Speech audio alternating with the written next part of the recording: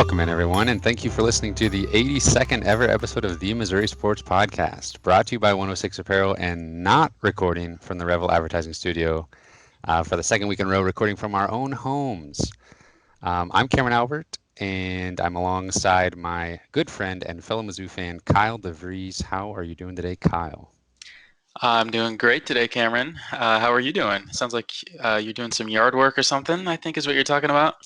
That's the plan for as soon as the podcast is over. My wife's off work today, so I'm off work today. I'm home, and yeah, might as well. It's kind of nice out, hmm and gonna get some yard work done while we're quarantined. Yeah, I mowed the lawn yesterday for the first time, so it's definitely springtime, getting warmer. Yep. Can you imagine if we were quarantined and it was like 20 degrees outside and we literally were quarantined in the house? I don't think anybody would be going outside. Yeah.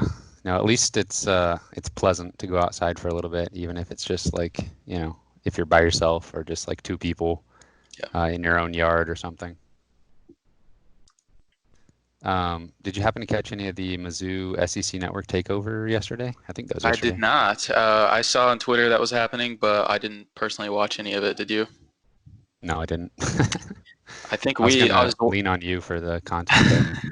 Well, I think they played the West Virginia game, the football game from this past season that we attended, and I think we were on the television broadcast. So somebody on Twitter Oh, yeah. again pointed that out that we were on TV recently. So Nice. And it I was the think they Missouri showed Sports Podcast takeover. I think they showed the Auburn basketball game as well. Yes, they did. Yeah. Um, well, I thought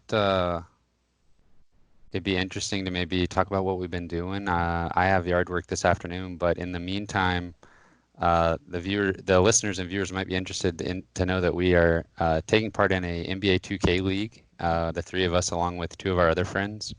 And so that's one way we've been trying to keep in contact with each other is through an online NBA 2K league on Xbox.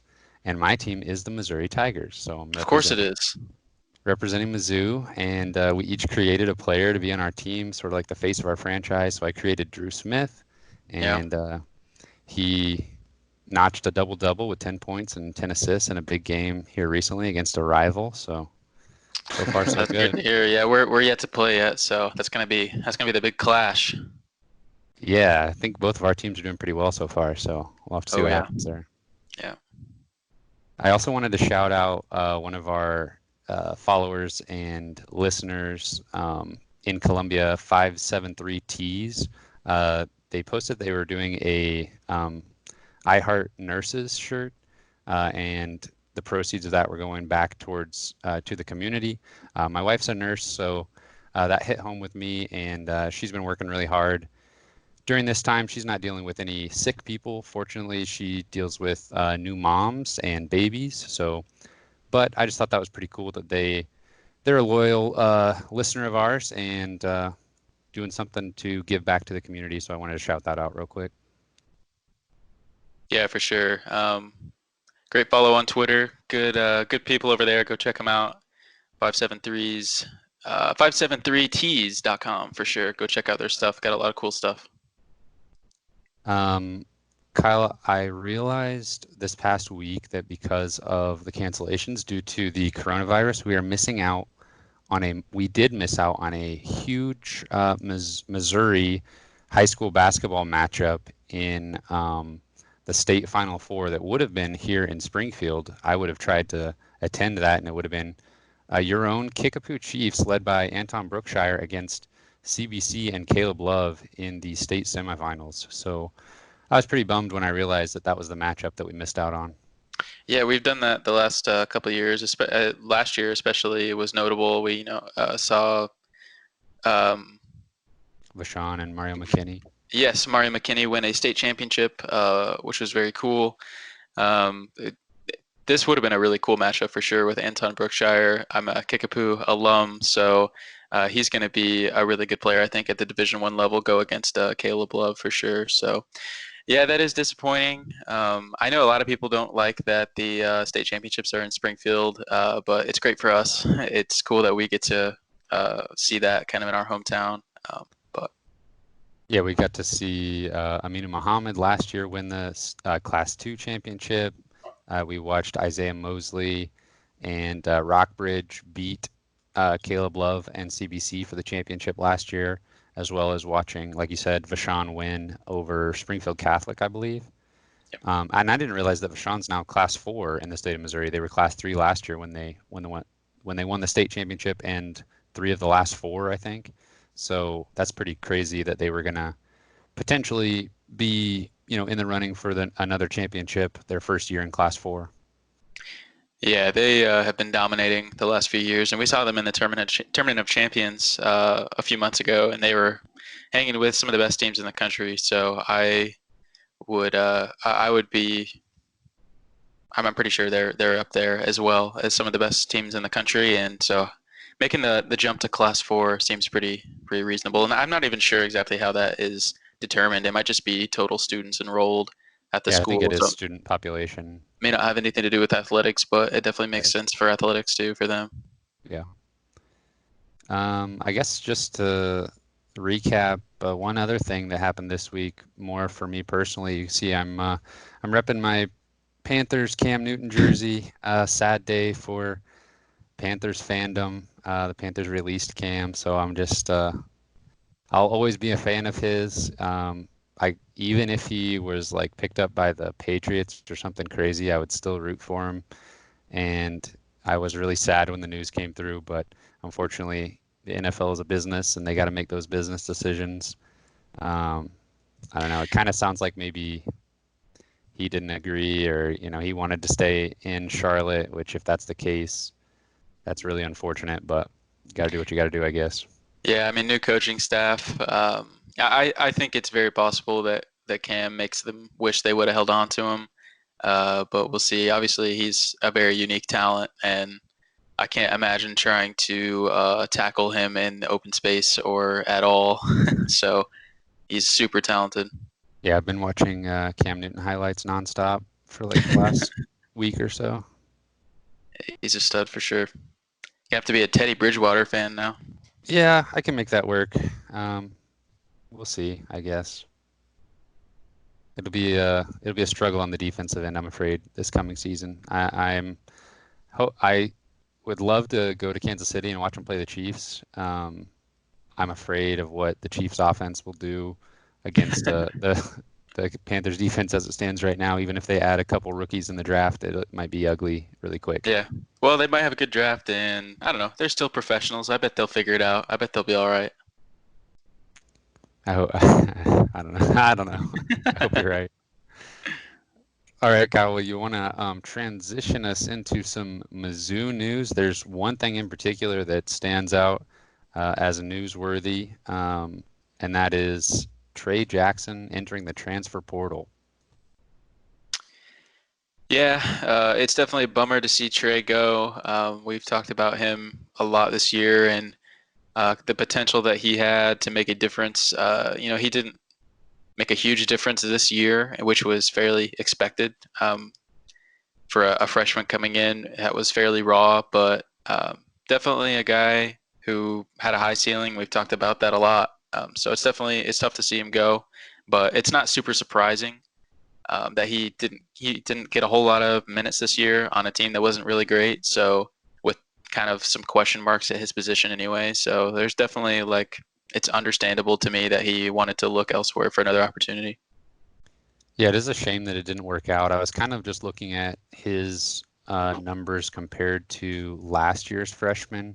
Last year's freshmen were relied on by necessity a little bit more, I believe, than what was needed by Trey this year. But if you look at Pinson, Pickett, and Torrance Watson, the lowest percentage of minutes was to Pinson at 44%, and Trey Jackson was about 17%.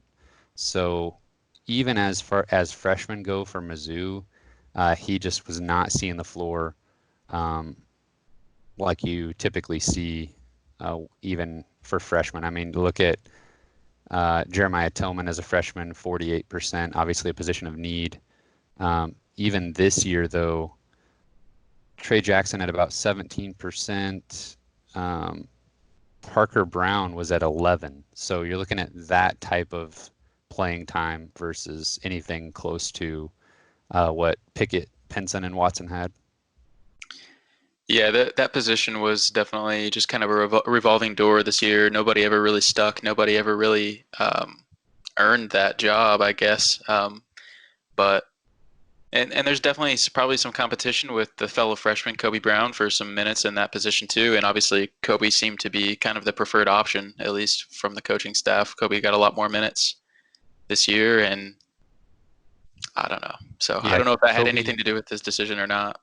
Yeah, Kobe was at 43% minutes, and so that's right in line with what the freshman class did a season ago as well. Yeah. I watched a few highlights of his this morning and from this past season, and one thing that just kind of stuck out to me was the way he could finish as well as shoot threes. He seemed like he was capable at least two levels of scoring. Wasn't as consistent as you would like to see, but again, that goes back to playing time a little bit as well. But when they would kind of just dish it to him under the basket, and he could just go straight up and dunk it as if he was, a center. So he was super athletic, and being 6'8" helps, but I don't know, Yeah, not a whole lot of guys at the college level can do that. he definitely shot the three better this year than I thought he would, and obviously incredibly limited opportunities. So I mean, he probably shot less than 23s the whole year, but definitely felt like he made some big shots at times. And I would definitely say that his struggles came on the defensive end more so than the offensive end. Yeah, definitely. I think that's what got him pulled out of games early at times. That's what caused him to just, not see the starting lineup and just never really get those minutes. Yeah. It'll be interesting to see where he ends up. Yeah. He'll be a good candidate for Mizzou basketball. Where are they now in a couple of years? So for sure, I'll be keeping track of him. Let's see here. Still waiting on an announcement from Josh Christopher. Maybe we just shouldn't think about it anymore until that April 13th date that we kind of heard about a couple weeks ago. He posted some graphics of each of the Final Four teams that he's considering with their jerseys and stuff. Looked pretty cool. Got the fans hyped up. And then he said basically that the next time he posts about college will be his commitment. So one of the more dragged out commitments in recent memory. But he's got 4 fan bases kind of waiting on the edge of their seats at this point to see where he ends up. Yeah. I actually feel like it's been a longer recruitment than we waited for on Courtney Ramey, but I remember that one feeling like it just dragged on forever as well. But anyways, yeah, Josh Christopher definitely made my heart skip a beat a couple of days ago when he posted those pictures because obviously the first one I saw when I just got on Twitter was of him in the Mizzou jersey, and in the bottom left it has like a little logo that says committed on it. And so I didn't know that he had posted the other ones yet. So I was like, what? But then I kind of just was like, okay, let me just check this out for a minute. And obviously he had posted the other schools as well. But, I don't really know how good of a shot Missouri really has here. We've talked about it a lot, but I think he's probably still going to go to Michigan. But nothing would probably shock me, honestly. Yeah, I agree. I mean, you never really know. I've heard from multiple sources that Michigan and Arizona State are the leaders, and then even Michigan being ahead of Arizona State at this point, with Mizzou and UCLA being a distant 3rd and 4th. So still never know. In these kinds of recruitments, it seems like these kind of unique ones are where the experts and prognosticators can be wrong a little bit more often than more of your straightforward recruitments. So maybe that'll work in Mizzou's favor. They now have an extra scholarship to fill, so we'll see. We'll talk about here momentarily the transfer market, but um, with that extra scholarship, getting a guy like Josh Christopher on board would that'd go a long way to, maybe having a special season next year. Yeah, he's the kind of talent that very likely a one and done. So wherever he goes, I would say either of those four places, I'm sure he's going to be going to the draft within a year or two of being in college for sure. But I agree, it would be really nice to get him on board at least for 1 year to really bring a spark, hopefully, to an offense that has been very stagnant for the last 2 seasons. Yeah. They could look for a spark in the transfer market. Grad transfer obviously would be eligible next season, so that would be immediate help. A traditional transfer would have to sit out a year, but there is not quite a handful of graduate transfer options. Actually, exactly a handful, 5 that Mizzou has reached out to. You want to take us through the list so far? I think we may have talked about a couple of them last week, but the list has expanded a bit since then. Yeah, like you said, Missouri has been in contact at least with 5 different grad transfers, and to me, there's one that is a much better prospect than the rest of the ones on the list, and would be probably Missouri's biggest priority right now, and that is Justin Turner from Bowling Green. Last year, he averaged almost 19 points per game, and he's got some pretty big schools on him for sure, as you would expect. Everybody's looking for like a wing that can score. So, but he named a top 6 this morning, and Missouri was on that list along with Xavier, Marquette, Arkansas, Louisville, and Iowa State. And some people even think that it could be down to Missouri and Arkansas. If that were the case, I like to think that Missouri has a good shot just because of the opportunity that would be available to him. I think he would just be an instant start. At Arkansas, they have really great guards, really good depth at the guard position. I'm not sure that it would be as sure of a thing that he would get as much playing time at Arkansas as he would at Mizzou, but I trust the coaching staff are pitching the correct things to him, and that if that's really a Missouri versus Arkansas battle at this point, I would assume that would be something they're letting him know about. Yeah, absolutely. Looking at his KenPom profile, it looks like he shot about 36% from 3 last year on over 100 attempts. Really good free throw shooter, gets to the free throw line really well, doesn't commit very many fouls, doesn't turn the ball over. So those are all things you like to see. He played 84% of minutes in conference play last year for Bowling Green, so a guy that can be relied on. And actually, all 3 seasons he played at Bowling Green, he averaged over 80% of the available minutes, and was well over 35% his freshman and sophomore seasons shooting the 3. So looks like a good scoring guard wing type player that Missouri is desperate for. I mean, we just talked about Josh Christopher as a freshman. Justin Turner seems like, the same kind of fit as far as a guy that could just go get buckets for a Mizzou offense that struggled mightily at times last year. Absolutely, yeah. So I would say he's probably one of the biggest grad transfers on the market right now. So for Missouri to land him would be massive. The next guy that I would probably consider that tier 2 of guys that are out there on the grad transfer market right now, that a guy that Missouri's been in contact with is a 6'7" guard, Isaiah White from Utah Valley. He averaged about 14.5 points per game and 8.5 rebounds. So he's a pretty big guard, obviously. 6'7" guard, can score and rebound.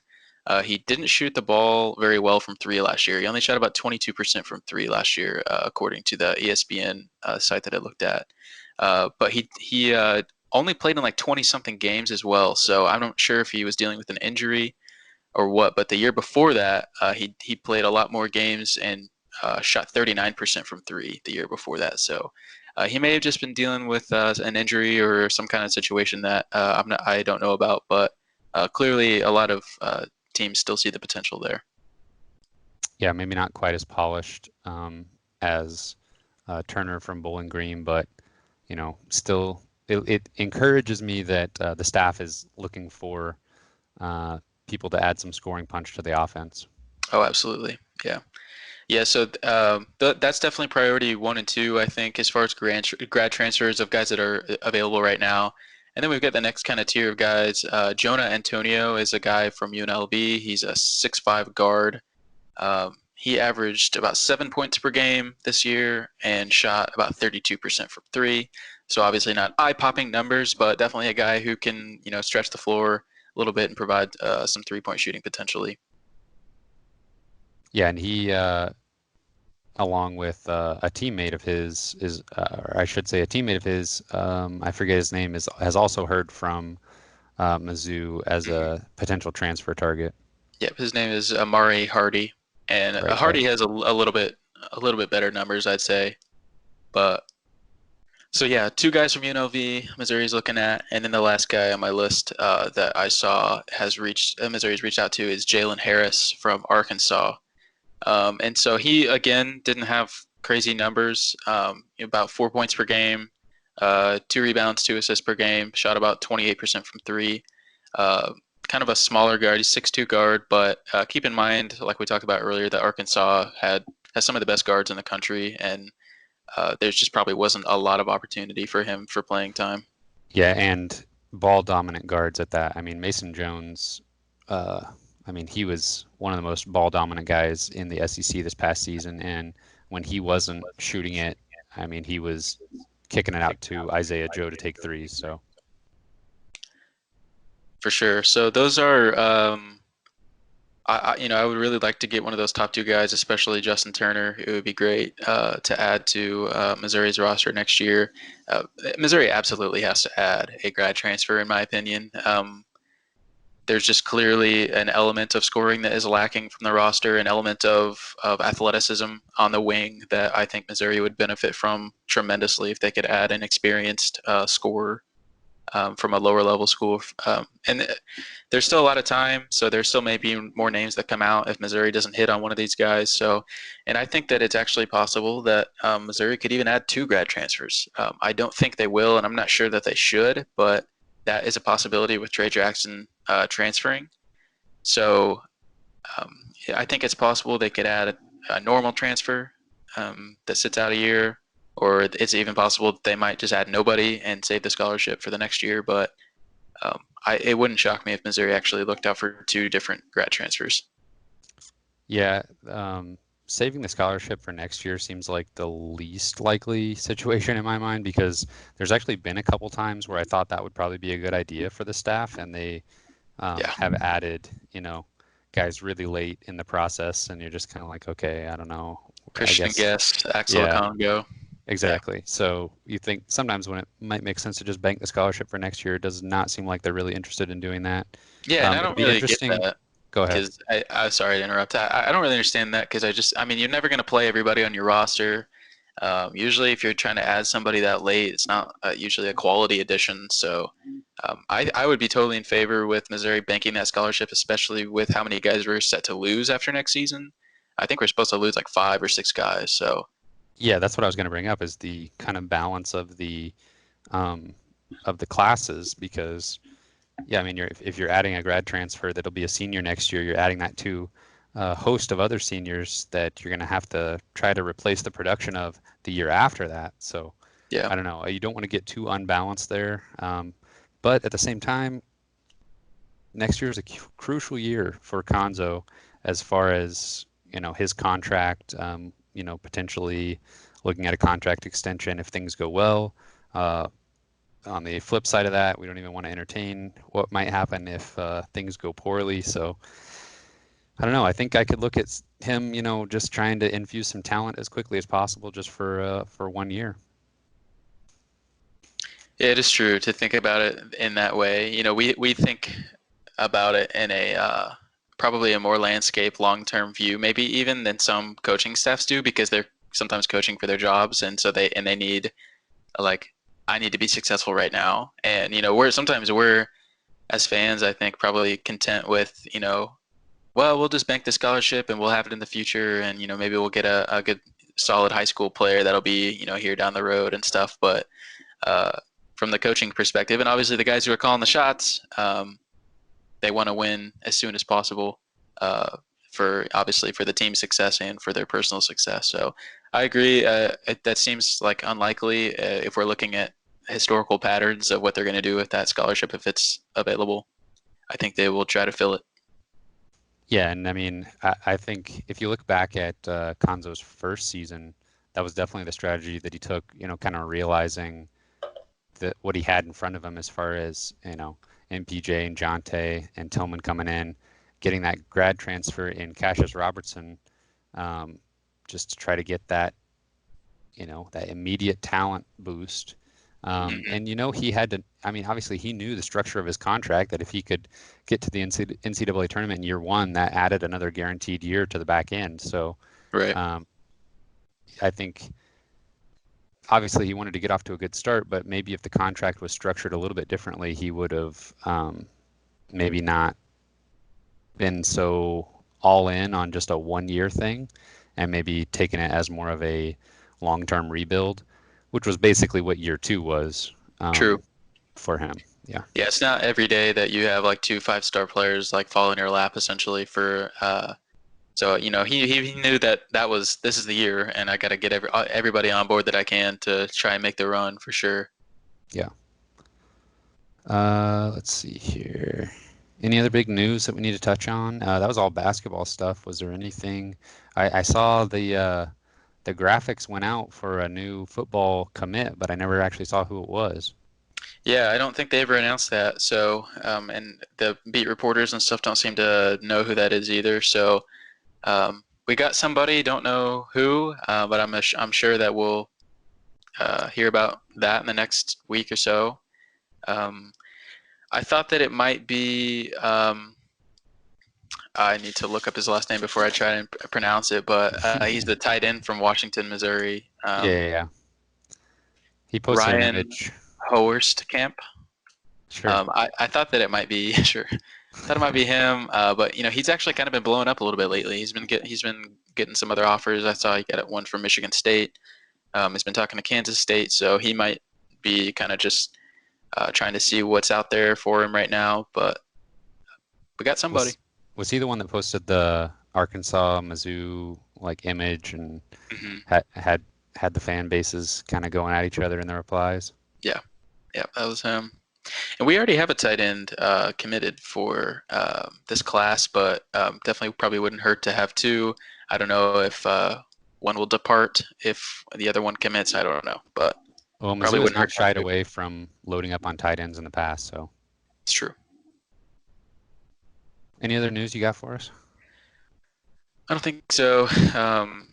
Lots of guys out there, lots of football guys that we're still in contact with right now. Not we, but the staff, guys that want to come visit and can't right now. So I've kind of been watching different outlets and stuff, and there's a lot of guys that we're in on right now that I haven't heard a whole lot about. But recruiting is definitely still happening on the football side of things. So it'll be kind of fun to hopefully get some more commits in the next few months, and hopefully some of those guys are able to visit in the next few months as well if all this coronavirus stuff kind of dies down, hopefully soon. Yeah, I mean, not just recruiting. I mean, we're talking about practices and the actual season. Eventually, we're going to need to start moving forward with that kind of stuff. At this point, who knows? Yeah. Even about the season, which is I don't even want to think about it. It makes me sick to even think about it.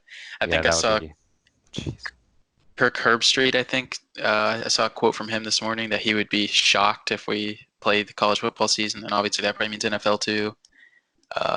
And that seems like a long time away to be making those kind of statements, but who knows? Yeah. I mean, literally, there's very few people that have any idea as far as a timeline for any of this, so let's have to wait and see. I hope he's shocked. Me too. Well, Kyle, I have a fun little segment I thought we could add to this episode since there's no games to talk about or anything like that. Just to tell everybody what we are doing here and get everybody on the same page. We've referenced before the website barttorvik.com, and it is a free college basketball analytic website similar to KenPom, but it's, as far as I'm aware, Bart Torvik is completely free, and they have some pretty cool features. And one of those is you can go, like, for the last, I think, like 12 seasons or so, going all the way back actually to 2008, you can go change the outcome of games, and Bart Torvik will sort of project those changes into the NCAA tournament field. So you can change a couple wins to or losses to wins and see if your team might have made the tournament, or if they were a 9 seed, maybe it would bump them up to like a 7 seed or something like that. It's all just kind of just for fun, us just to see, how close some of these seed lines are, and, the decisions that the selection committee is making when you talk about like the last 4 in and first 4 out. And this past season in particular is a really interesting one for Missouri. Obviously, last week we talked about kind of what we thought going into the season, the floor and the ceiling was. And if we maybe make this Missouri team, as far as their record, be a little bit closer to what we were expecting, by manipulating the wins and losses a little bit, I think it's pretty interesting to see what Bart Torvik thinks their NCAA tournament fate would have been. So if the listeners will indulge us, I think it'd be pretty fun to do a little what if for this past year of basketball. Yeah, for sure. There's obviously several games that probably should have gone the other direction but didn't. And starting with the beginning of the season, Xavier was a very close game that Missouri was up by 3 with like less than a minute to go. I remember, I think Xavier Pinson had like a huge play to put us up by 3 with like 30 or 40 seconds left, and ended up going to overtime and losing in overtime. So that was definitely the first disappointing loss of the season, and I think that would definitely fit our parameters as a game that we could flip for this scenario. Yeah, that was the first one that I saw just looking at the results. Honestly, I didn't have to look to remember the Xavier game, and know On the that road was too. one. Yeah, know that was one I would probably want to flip. You mentioned Missouri being up 3 late, and then I think it was Najee Harris just came down and drilled a 3 Yeah. to tie it up. Xavier like struggled to shoot the ball all game, and then were just nails down the stretch. Yeah. According to KenPom's probability table here, Missouri was about 80% to win with about 30 seconds left in the game. So that was right before that 3 to tie it. And then including that 3 and then through the majority of overtime, Xavier went on a 12-2 run to kind of put it away. And Missouri was favored to win for the entire last 10 minutes of the game, basically, after going on a 14-0 run to take the lead. So I don't know. There's not a whole lot. But looking at the box score, there's not a whole lot they could have done differently. I mean, everybody was healthy for this game. Drew Smith was the KenPom MVP of the game, even though they lost. However, Xavier Pinson, while he did have 9 points, a lot of those came really late. And I think if we saw the Xavier Pinson that we saw down the stretch of the season and towards the end of this particular game for the entire game, that may have been enough offense when both teams were shooting pretty terribly. And then also Missouri, even though it was overtime, they did turn the ball over 20 times. So that was 25% of their possessions. Shoring that up a little bit, I think would have gone a long way to Missouri pulling this one out. Absolutely. Yeah. I mean, at that point in the year, we didn't know a whole lot about what kind of team Missouri was going to be. Obviously, hopes were a little bit higher. I was pacing around my living room, couldn't breathe. Like I was into it so much. Especially, that game being on the road, we knew Xavier would be a pretty decent opponent. It felt like that was such a massive defensive struggle. Like it just felt like both teams were so good defensively, and I think that was definitely the case in that game. But both teams kind of struggled to score. I think as we looked at the data for those teams later on in the year, that was probably consistent with how they played for the majority of the year. Yeah, Xavier was in the top 25 at the time of this matchup, and they finished about 500 in conference and with 19 wins overall in the season, I believe. So Mm-hmm. they maybe were a little bit of a disappointment for those fans based on the preseason expectations. But yeah, I completely agree that maybe the offensive struggles were probably a sign of things to come for both teams. Yeah. Real quick, let me just take one step back and look at where Bart Torvik had Missouri, how many spots they were out of the NCAA tournament, according to Bart Torvik, with the season as it actually happened. Missouri was 45 spots out of the NCAA tournament. So that's pretty terrible. And as we go through, Kyle, what do you think? Should I update and see what Bart Torvik thinks after we make each change, or make all the changes and then see what it says? We could go game by game Okay, so because I we're think one in flipping. particular might be a pretty big shift. Yes, I think you're right. So 45 games out of the NCAA tournament. We're just going to flip the Xavier game to a win. That is a quadrant 1 win since it was on the road. And that moves Missouri up to 31 spots out of the NCAA tournament. So from 45 to 31, jumping over Washington, Harvard, Georgetown. So getting a little bit closer to the bubble, but still pretty far away. Mm-hmm. Yeah, before you switch that game, I mean, Missouri's behind teams like Indiana State, who is just like an at-large team from the Missouri Valley. They're behind Pacific, Loyola Chicago, Colorado State. I mean, they're really pretty far out of this thing, Yeah. for sure. Yeah, we knew if Selection Sunday had happened, no Missouri fans were holding their breath. And also, one thing I should keep in mind, or we should keep in mind, is we're not taking into account the SEC tournament. There's just too many variables there. I mean, we may take a look at it at the very end, but we're not going to take that into account too much until the very end. Yeah, I think it's like a common misconception that the non-conference portion of the schedule doesn't matter very much. And maybe in comparison to conference play, maybe it doesn't. I don't know. But I would say that this justifies that it's pretty important.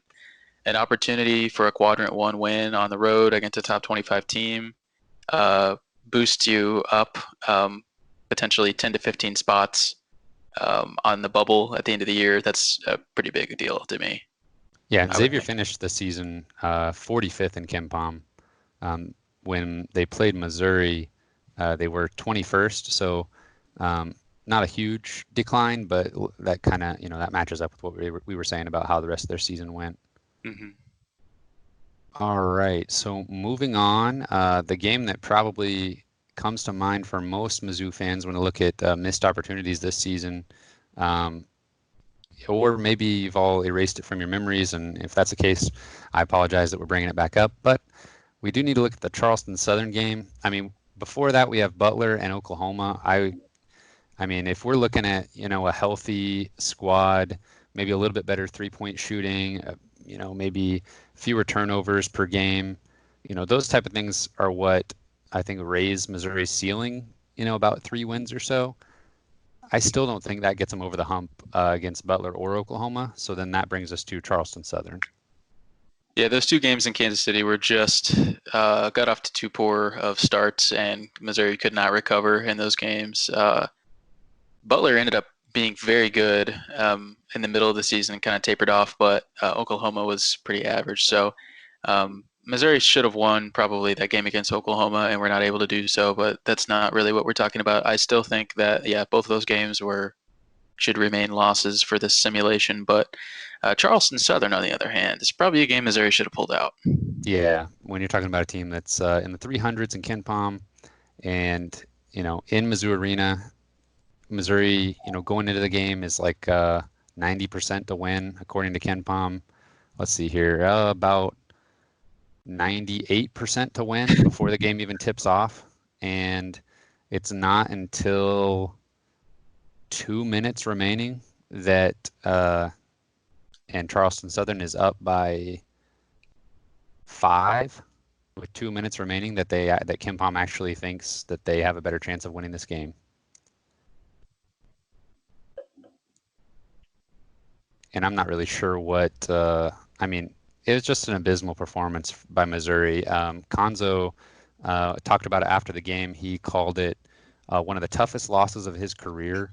He said something felt off or just not quite right with about 10 minutes left in the game. He just felt like, for some reason, Missouri just didn't bring what they needed to bring and maybe didn't take the game seriously. And he said he felt with about 10 minutes left that they probably weren't going to pull it out. I honestly can't even really remember if I watched this game, which I assume I did. I think I watched pretty much every game. I was out of the country for a stretch, and I think I missed the Southern Illinois game, but I think that was the only game I didn't watch. And it just, I guess, goes to show, like, the worst loss I probably ever watched Missouri play in. Like, I just don't really remember anything about it. And that was probably consistent with what their performance was. It was just so not memorable. Like, they just didn't do anything well. They didn't play with any passion whatsoever on either side of the ball. They didn't shoot well. They did nothing well. Yeah, they ended up losing by 8, and that just kind of shows how just they had nothing at the end. Like he said, the last 10 minutes of this game, they just brought nothing. Missouri shot 4 for 26 from 3, good for 15%, and turned the ball over 16 times. That was a little over 25% of their possessions. Compare that to Charleston Southern, which, of course, had a great day shooting from 3, 10 of 22, and then only turned the ball over 7 times. One team showed up and acted like they were ready to win a game, and the other one didn't. Xavier Penson, Mark Smith, and Drew Smith combined for 17 total points, and that was on 4 combined made field goals. That's awful. Yeah. Obviously, there's not a lot of criticism that you could put out there for Drew Smith, but I think maybe an opportunity for him to step up next year would just be to bring maybe more leadership for this team. And just like, you can't do that. You can't lose to a team that's much more insuperior to you. And I think that, you have to call into question, for the whole season, I guess. Maybe, I don't know, they were superior that night, but I don't know, maybe you question where was the leadership that night, from the coaching staff or from the older players on the team. Like, how do you let yourself just fall into that bad of a performance? I completely agree. And Xavier Penson, he had 6 points in this one. He played 32 minutes, but just didn't really make his mark. If you look at his performances down the stretch, and even at the end of some close games, when he still wasn't playing that many minutes, but he would just take the ball and go make something happen. And Drew Smith did it too at times in a less flashy way, I would say, when he would just kind of bully his way into the paint, use a couple pump fakes to get a basket. And they just weren't doing that in this game. And those two guys are the two that, once the injuries happened and the rotations got pared down a little bit towards the end of the season, those two guys took it upon themselves to not let Mizzou lose games if they could help it. They did everything possible to not let that happen. And exactly that leadership is what they could have really used in this Charleston Southern game. So that will be our second game to switch over to a win. And if you want to know what the difference between a 1 quadrant 4 loss and 0 is, I think I just said that Missouri was at 31 spots out of the NCAA tournament after switching the Xavier game. Now, switching the Charleston Southern game, they are 18 spots out of the NCAA tournament, 17 and 14 overall, and still 7 and 11 in conference play. So that's a much more palatable record. Even keep conference play exactly the same. That big win on the road at Xavier, and then just not having the horrendous loss, quadrant 4 loss to Charleston Southern, makes this, when you're looking at the schedule and the results, just makes it look like a completely different season almost. Yeah, and it's actually interesting to kind of look, at least statistically, of this website, how it treats like a really bad loss versus a good win.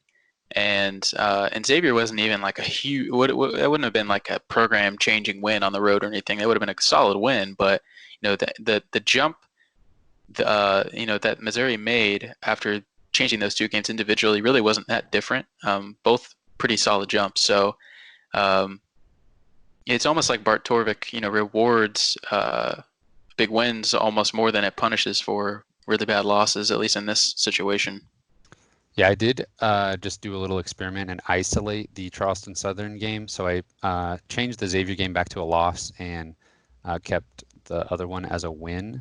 And then that jumped Missouri up 15 spots from 45 to 30. So it definitely, Bart Torvik definitely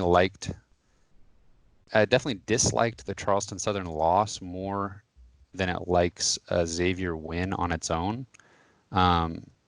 Pairing them both together, neither one is as impactful as they are separately, it looks like.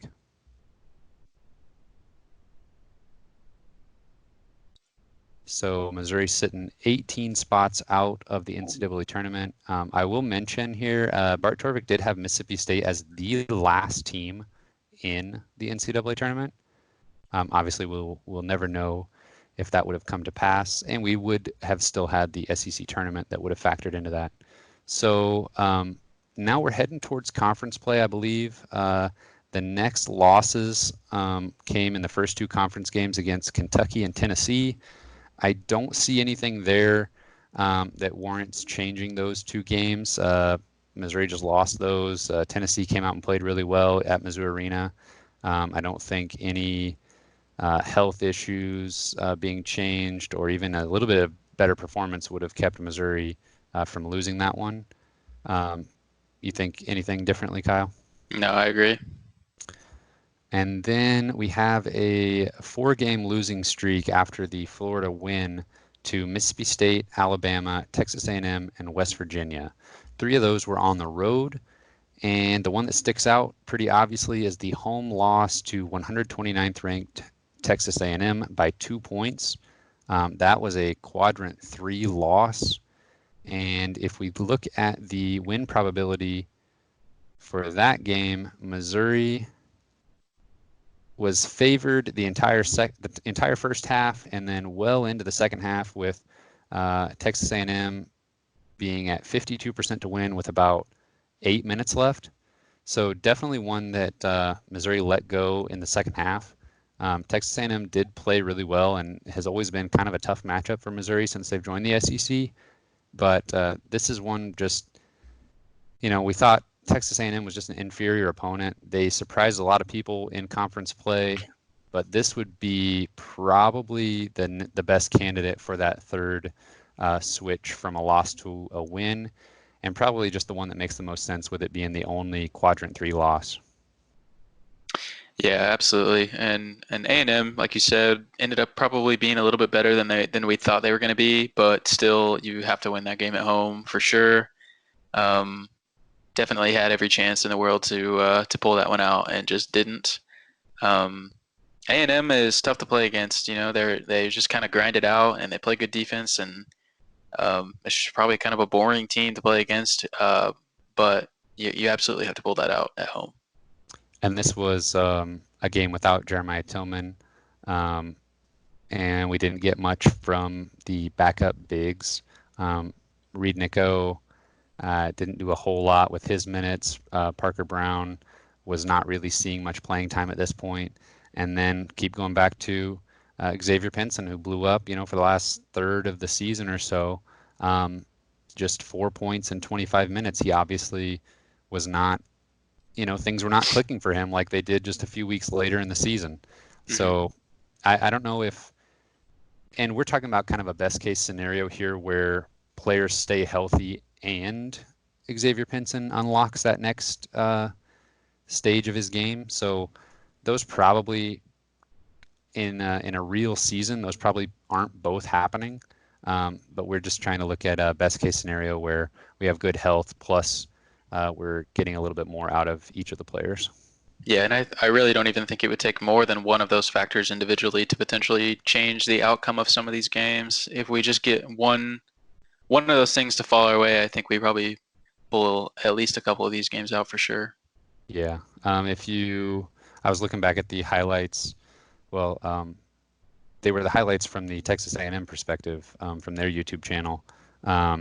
And Drew Smith was called for an offensive foul when Missouri was down 1 with about 10 seconds left. They had the ball with a chance to take the lead, or at least, get fouled, go to the line, something. With about 10 seconds left, he was called for that offensive foul. Very questionable call. Seemed like Drew got called for a few of those weird push-offs that were just like, I don't know. They seemed like rewarding flops to me, but that was a big one that obviously just gave Texas A&M the ball back with the lead, and Missouri had to foul. Definitely. I can't stand those like little kind of just barely extend the arm and they'll call it every time. Yeah. It's frustrating. So we're going to go ahead and switch that one over to a win. And what do you think, Kyle? What's your prediction? How many games out of the NCAA tournament is Missouri going to be with going undefeated in quadrant 3 and 4 losses? We're going to switch this Texas A&M game, and now they're 18-13 and 8-10 in conference. And you're about to tell me that you already know because you looked ahead. Well, first of all, I didn't look ahead, and our sites are actually a little bit different. Mine has them at 21 spots out, and yours has them at 18. So it's a little bit interesting that ours differ a little bit with changing the same stuff. But we'll go by yours, and I'll say they're 13 spots out now. They are 7 spots out of the NCAA tournament. So wow. not in the first 4, but they would be on your TV screen because they would be in that next 4 out graphic that is always shown on Selection Sunday.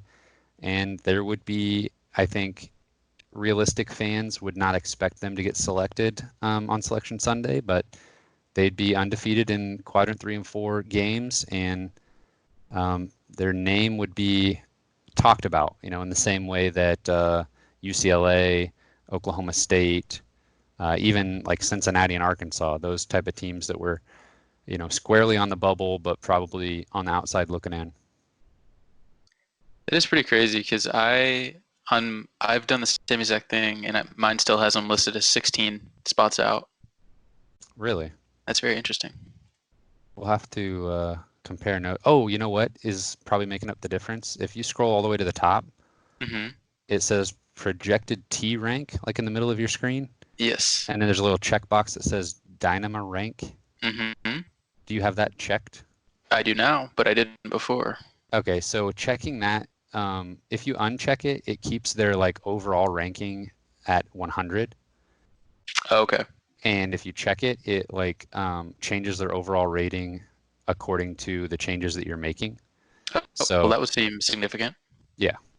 Yes, mine says the same thing as yours now. Okay, terrific. So 7 spots out of the NCAA tournament, and I mean that would have been what we looked for at the beginning of the season. Maybe we're short 1 game, but that would not be, that disappointing of a season. Right there on the bubble, just a couple things didn't bounce your way.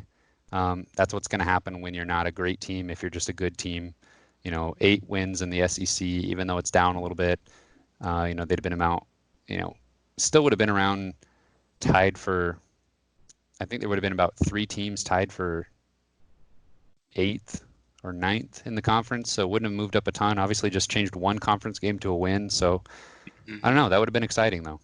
Yeah, it's crazy to think how, we went from 45 spots out to 7 spots out by literally just changing a few points Yep. in a couple different games. That's just absolutely crazy.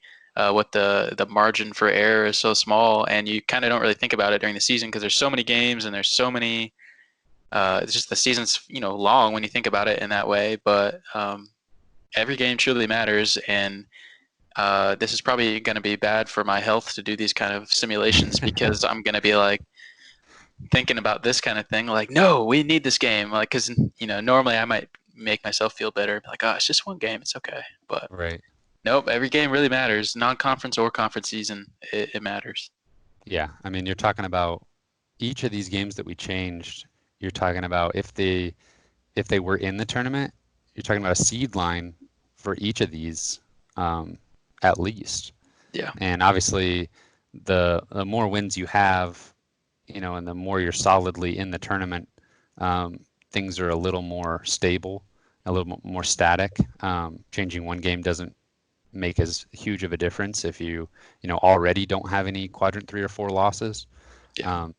But what I found is that definitely, I don't know, and this is trying to simulate what the committee is going to do, and it really punishes you for the quadrant 4 losses especially, but even quadrant 3. If you can stay undefeated in those bottom 2 quadrants, you'll at least give yourself a chance, I think, Oh, to be well. absolutely. Yeah, especially in a Power 5 conference like that when you're playing quality teams, day in and day out. Um, if you can just win, half your conference games and like you said, stay clean in the quadrant 3 and 4, you're going to give yourself a chance every single year. Yeah. And that's what I think Missouri, needs to make that a reason. That's a reasonable goal to make the tournament every year, because I think that's absolutely attainable things that they can do in every season. Yeah, and if that's your goal every year and you fall slightly short and you're a bubble team and you just miss out, then it's not the end of the world. If your goals are to make the NCAA tournament and you're 45 games out, then that's a different conversation. That's not, I mean, it is just a few games difference, but when those games are Charleston Southern, when those games are not closing out a road game that goes into overtime, or protecting your home court in conference against Texas A&M, those are the things you just have to do to be a bubble team or an NCAA tournament team. Yeah, absolutely. So if Go I'm ahead. looking at one more game, I don't know how many you plan to change, but I'm looking at what can get Missouri into the tournament. That's what I was And about to bring up, is getting a little greedy here. because there's one more game, especially on the schedule, that I think Missouri could have pulled out that would have absolutely, at least in this scenario, and Bart Torvik will get them into the field.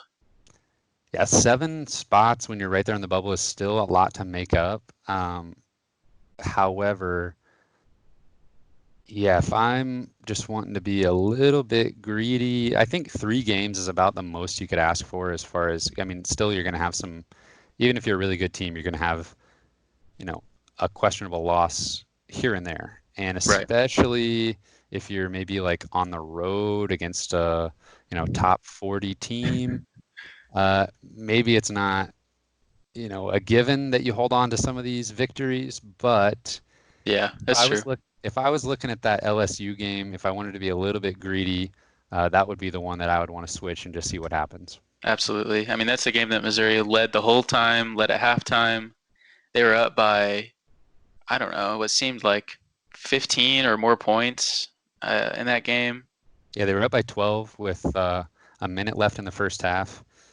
And LSU scored the final 5 of the first half and the first 5 of the second half, and just erased that deficit. But Missouri battled the whole time. They were up 8 with 9 minutes to go. Yeah. And I don't know, just kind of late game struggles. LSU made some big shots, but Skylar it looks Mays like happened, Missouri. Yeah, like exactly. he usually does.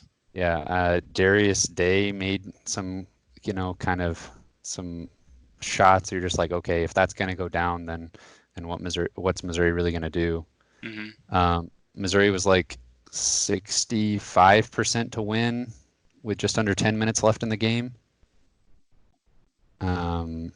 As far as their overall performance, Penson 0 for 5 from 3. If he's just able to convert on one of those down the stretch, it would make a big difference.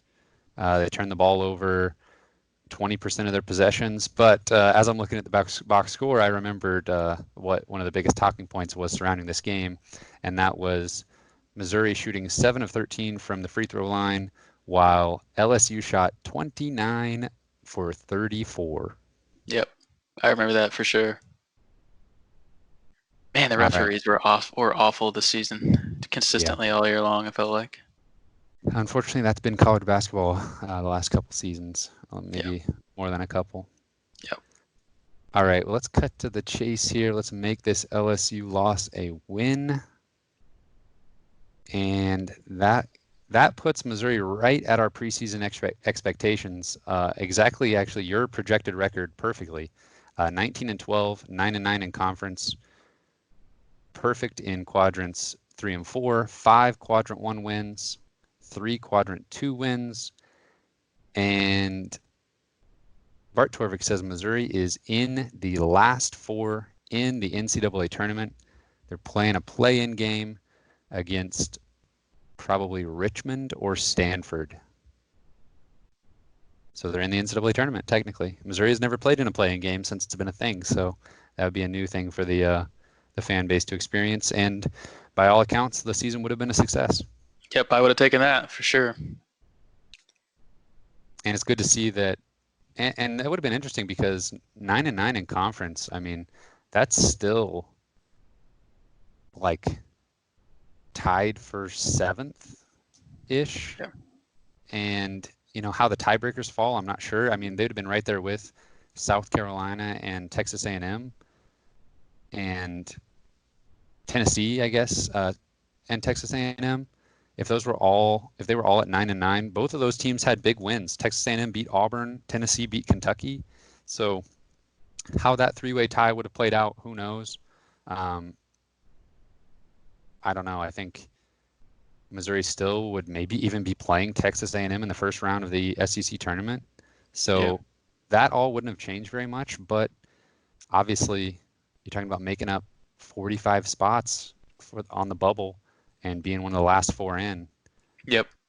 And just another little side note, I noticed this. It has Xavier as the 3rd team out in the scenario. If you flip that game back to what actually happened, I'm sure that Missouri and Xavier will effectively just switch spots pretty much. Right. And I did work ahead a little bit. Obviously, I had to make sure that this segment would work even just a little bit. I did plug in Missouri beating. Who did I have them beating? I had them beating Tennessee in the first round of the SEC tournament and then losing to Kentucky. That kept Missouri right there as a last 4 in.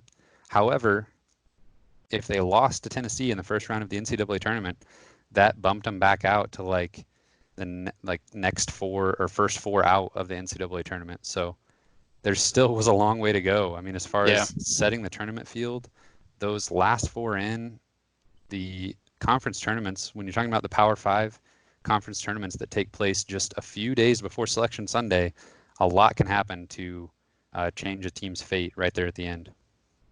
Absolutely, yeah. Oh man, I'll be looking forward to hopefully a better simulation next year. Hopefully we actually have a March Madness next year. Yeah. It's been so sad not having that going on this time of year. But obviously a lot more important things to worry about. Yep. In the grand scheme of things, but definitely every game matters. I think that we've determined that from this scenario. And you gotta win the games you're supposed to win. Yeah, it always is kind of fun. I mean, it's kind of, did it really mean anything? Not really, but maybe we learned just kind of how razor thin the margins are and how important every win is. Like you said, even the non-conference games early in the season that you kind of brush off when they lose, and it's still a long season. But I mean, it all goes into the resume, and the selection committee is always, taking in the whole body of work and not just what they did lately. Yep. The predictive metrics don't forget your losses. Right. And right. honestly, there may be some kind of human element that go into the selection committee. They might have more of a recency bias. They might totally take other things into effect that some of these websites like Bart Torvik and Ken Palm don't. So obviously, what we simulated may not be at all what the selection committee determines is what's most important. But I think the selection committee probably uses these websites to make their decisions, though. So absolutely, you want to be in a good spot in the predictive metrics. Yeah, and and just shows how close Missouri is to being in the NCAA tournament. And I think if anybody else wants to go out and play around with this, just barttorvik.com. We'll link it when we send out the show. But if this is something you thought was interesting, then let us know. There's 12 seasons worth of data to go back through and maybe do a few more what ifs with that can be fun. So if this is something that you found interesting, let us know, and we'll go back and look at a few more seasons. Maybe not right away, but we'll add that to the rainy day list of content that we're having to dip into a little bit earlier than we typically do. For sure.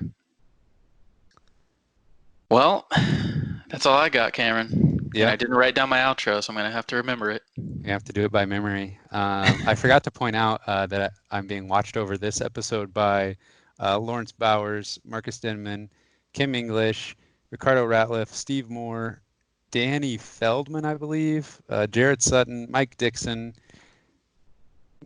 Kadeem Green, I think. Ernest Ross while he was sitting out for transfer. I think that's Corey Haith, Phil Pressey, Matt Pressey, and Keon Bell. Wow, good job. That's a great group of guys to have watching over you. Yeah, that would be your well-known reconcile by winning Tigers. I've got the 2017 team, I believe, that we talked about earlier with the Porters and the Cassius Robertson, Jordan Geist. It's crazy to think that Jordan Geist was this probably just a bench player on this team, and he ended up being like a star like a year or two later. But Blake Harris is up there. Reed Nico's still there. CJ Roberts on that poster, or was he out of town by the time that got printed? Yep, he's on there. Oh, interesting. And Kevin Purrier. Yep. So good group of guys as well to have watching over me. Yes, I agree. We'll see what I can pull out for next week. Absolutely. But all right, let's see if I can remember this. You can find this podcast on Spotify, Google Podcasts, and Apple Podcasts. You can find us on Twitter at Missouri Sports Pod, and you can email us at MissouriSportsPod@gmail.com. Did you say YouTube? You can YouTube us on YouTube at Missouri Sports Podcast and watch some videos. Drew, did you have a good time? Sorry, we didn't talk about Drew at all. Oh, Drew, you had a great time. One singular nod. A little bit more responsive this week than last week. Well, Drew, it was good to have you here. You can find us on all of those wonderful places. You can find me on Twitter at C_Albert08. Thank you, everyone, for listening. We will see you next week.